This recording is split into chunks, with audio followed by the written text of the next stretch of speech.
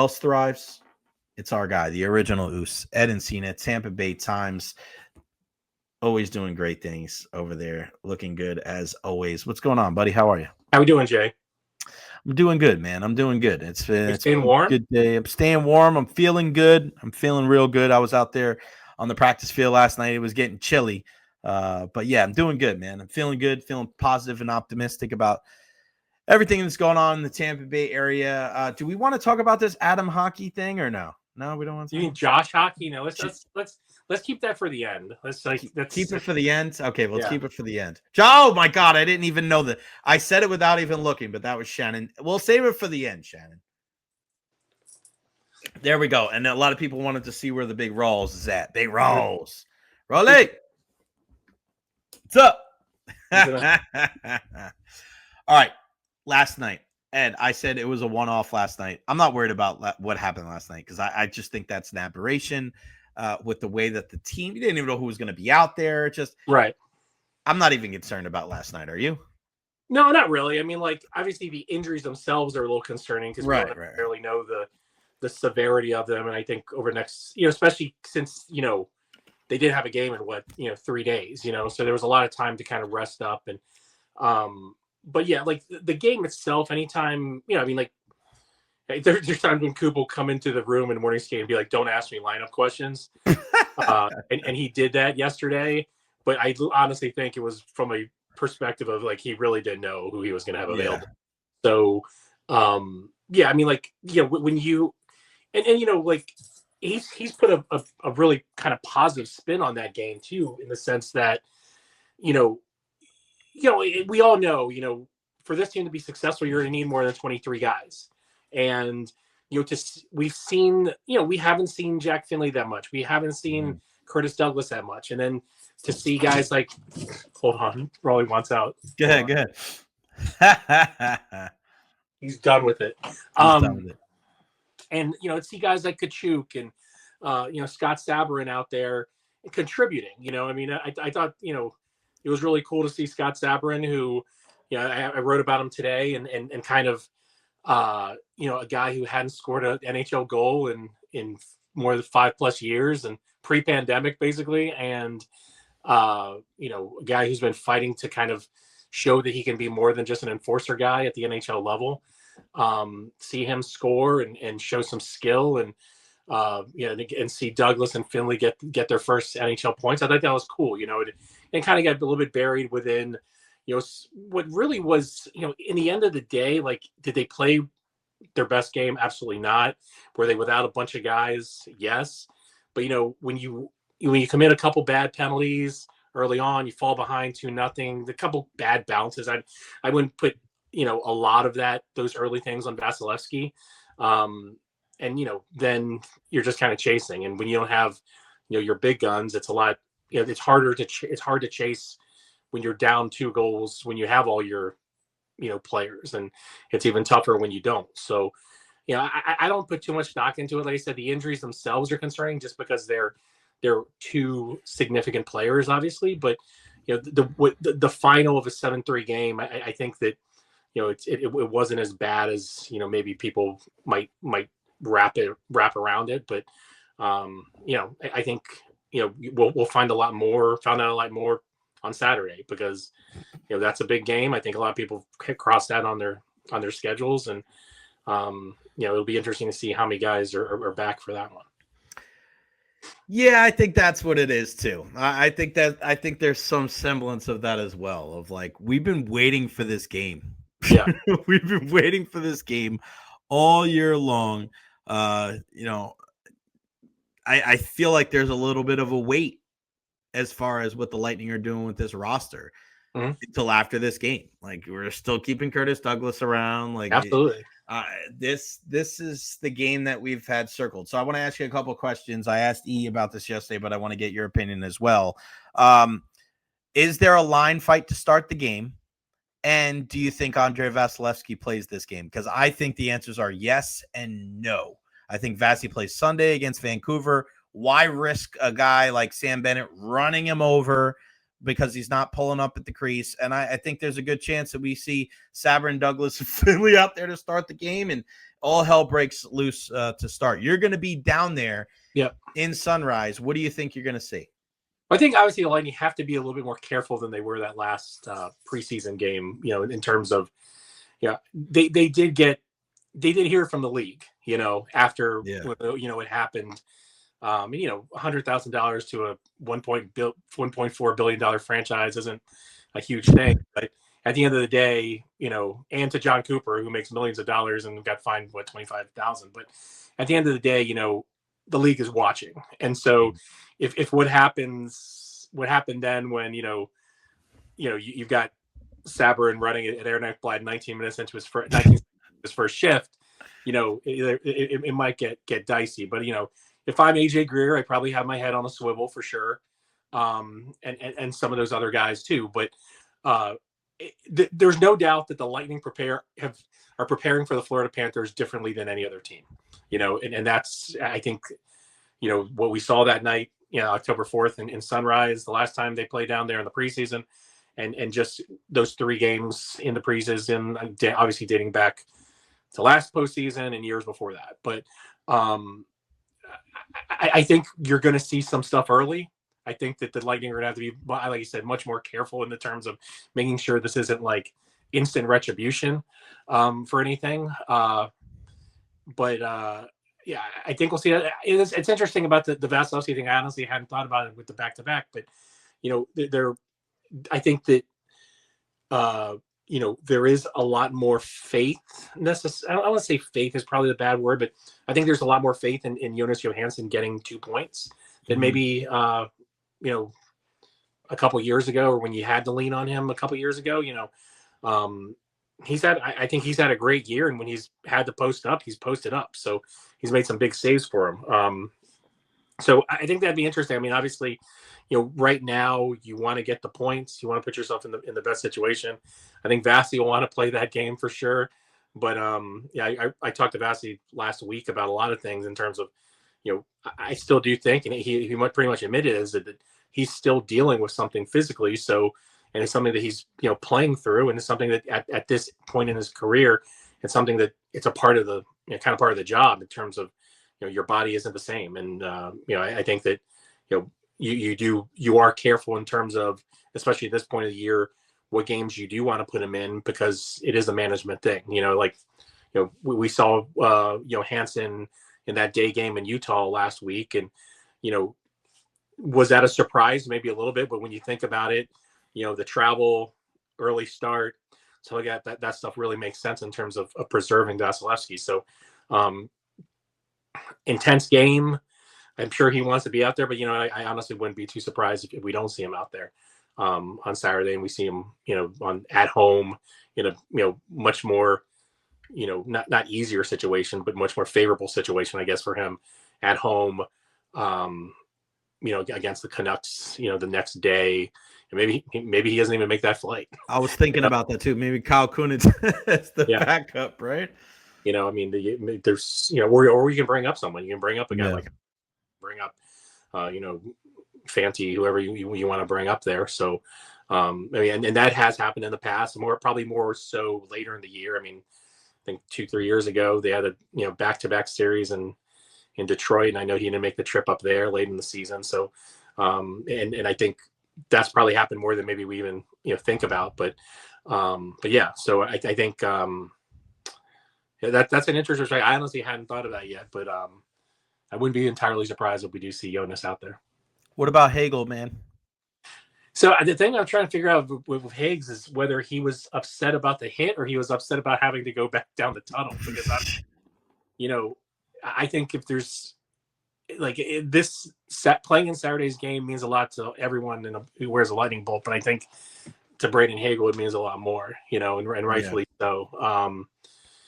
And we know Higgs is an emotional dude, and we know that, you know, he wears it on his sleeve a lot, and he, you know, he does everything, you know, the right way in terms of that, and being the emotional guy, but being the spark. But yeah, I don't.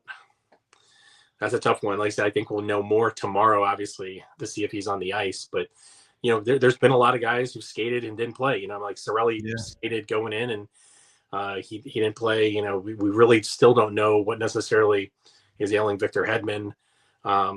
We obviously know about McDonough and James, and we really don't know much about Pontus Holmberg. So I think that's kind of the big mystery here with some of these things is we at least know with Hagel what happened, right? Mm-hmm.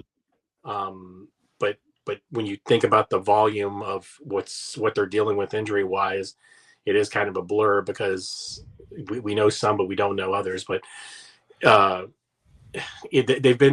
know they've been very careful with Brandon Hagel since last May in terms of putting him out there, and in some ways, you're always going to play the long game. So putting him in a game like this where emotions will run high, and we know that they go after him because he is that emotional guy and he does talk a lot. So even if he's 95%, I don't know if you run him out there. Right? Yeah, I don't know if it's worth it. Yeah, I don't know if it's worth it. It's something that you have to certainly be cognizant of going forward. And I think it's going to be a cluster. I really do. I just think it's going to be just a weird game. And I just don't think it stops, Ed. Like, I don't think it stops there because Matthew Tkachuk is going to want his pound of flesh when he comes back. Some of these other guys, there's going to be retribution, I think, at Benchmark International Arena. The league is going to have to keep a close eye on this because, again, I don't even though the Bolts got punished, Ed, I still don't feel like they felt that the Panthers have, kind of answered the bell or paid the piper. You know what I mean? Like whether it's Greer or Ekblad or anything. And again, that's why, when you're looking at it from the Lightning's perspective, that's why what happened on October 4th happened. It was in the context of the league's not going to do anything about this. We're going to have to do something about it. And, no one's specifically said that to me, but like, it's pretty obvious, in the terms of the way they came out that game. So it doesn't stop, it's, and there's this fine line too. I mean, like, does this make that rivalry better? Yes. Like, is this because of, really because of why we can say that teams don't like each other, but when it comes to these two teams now at this point, they don't like each other, not even close. And they'll be teammates in the Olympics and they'll,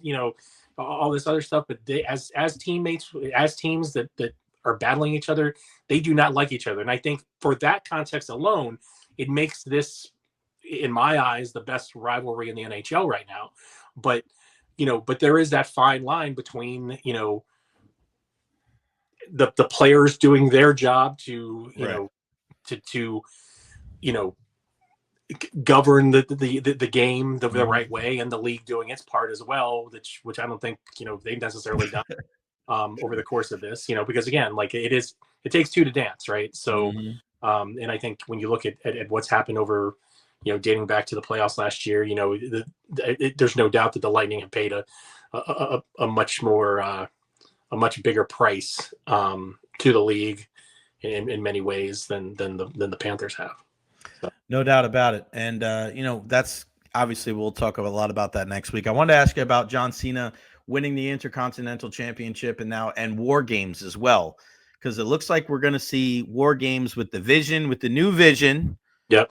With Logan Paul, with Braun Breaker, and Bronson Reed under Paul Heyman. A lot of people think Brock Lesnar is going to be a part of that team, possibly Austin Theory, who adds to the CM Punk, Cody Rhodes, Jey Uso team.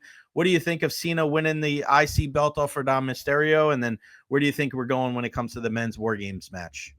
Well, I thought that you always, no matter what, you needed to see Cena Dom because it was just something that everyone wanted to see, and I think I think I told you is like once he came out to the ring with his knee pads on, you're like, oh, he's wrestling tonight.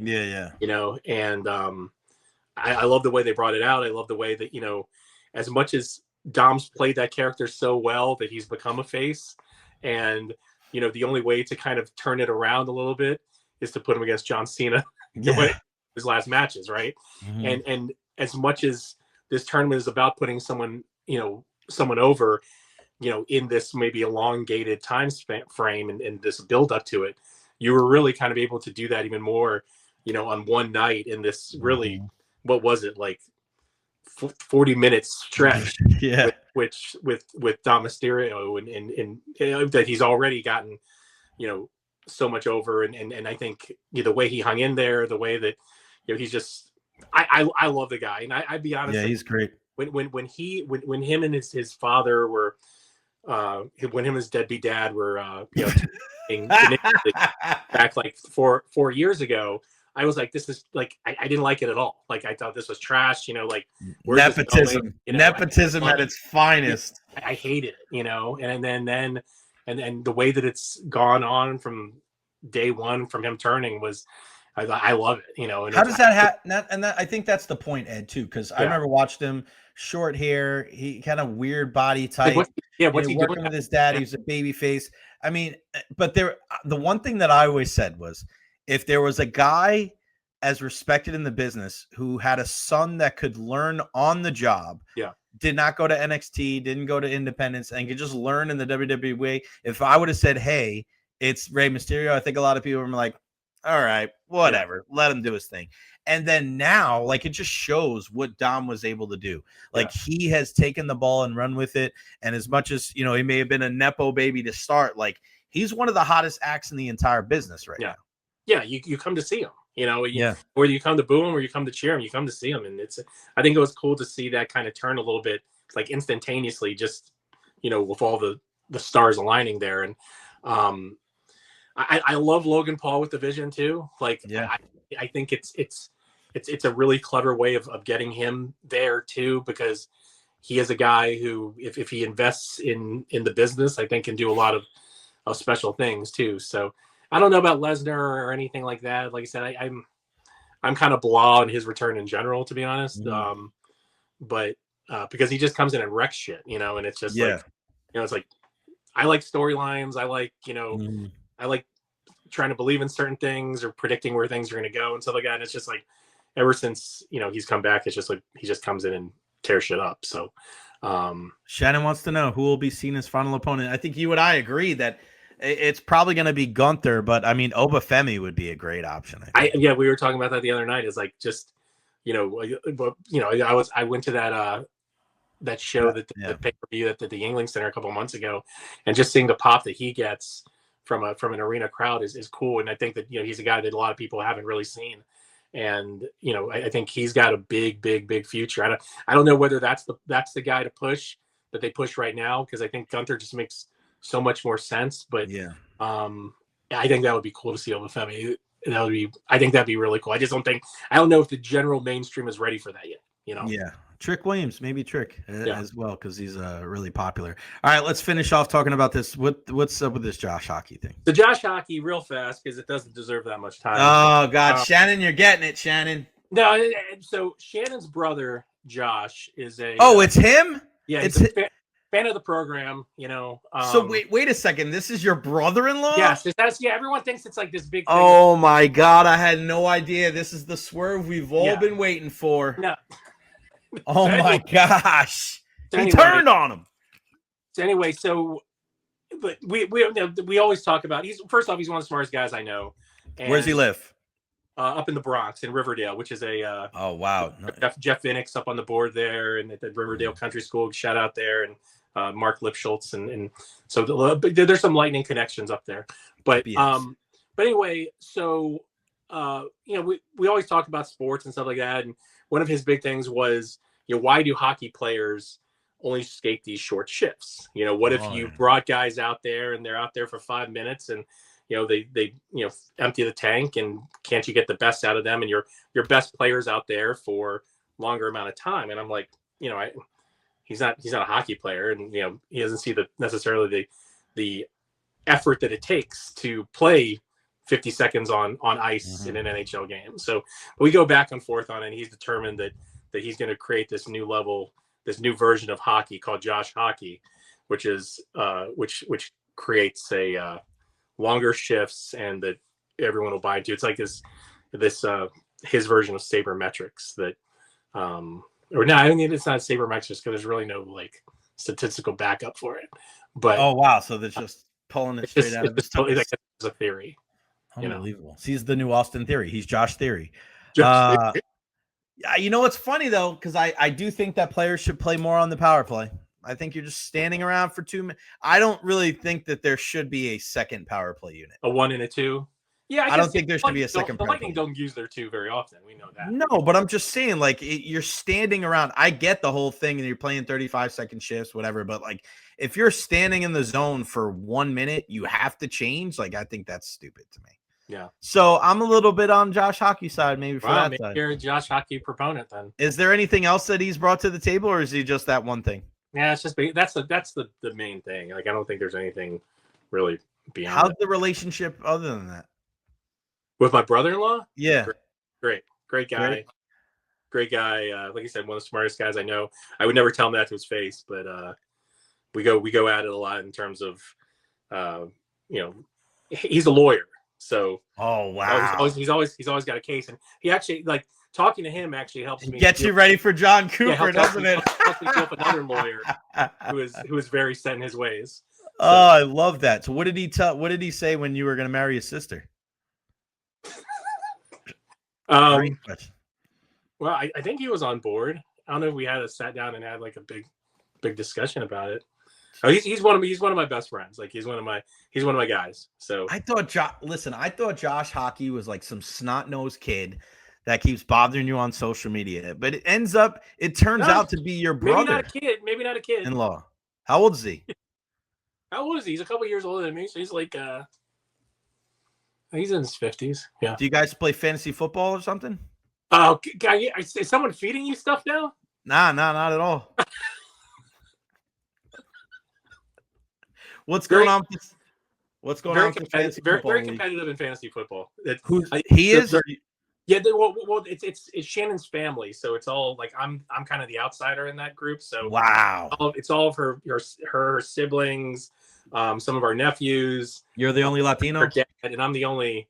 And I've won, like, I think I've won 3 out of 5 years. He's humble too, folks. He's humble too. And this year I've just been devastated.